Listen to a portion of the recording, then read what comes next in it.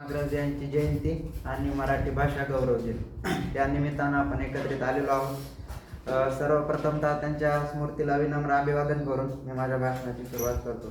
ज्या मातृभाषेत आपण आई म्हणायला शिकलो, ज्या मातृभाषेत आपण पहिल्यांदा स्वप्न पाहायला शिकलो, ती मराठी भाषा म्हणजे आपल्या अस्तित्वाचा पाया आहे।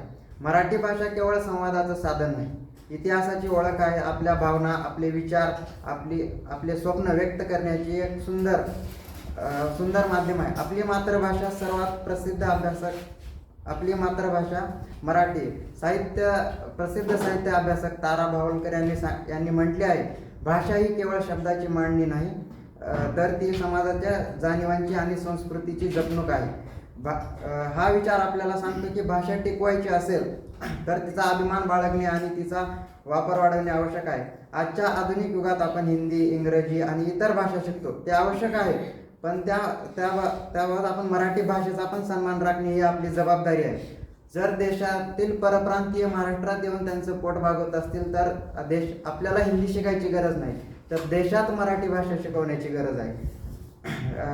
भाषा हे जिवंत राहते ती तिच्या वापरामुळे, आपण मराठी बोलल्यामुळे। नुसतं पुस्तकातनं आणि ग्रंथातनं ती जिवंत राहत नाही, भाषा बोलली तर ती जिवंत राहते। त्यामुळे आपण सर्वात जास्तीत जास्त मराठी भाषेचा अभिमान बाळगून मराठी भाषा बोलूया। एवढे बोलून माझी भाषा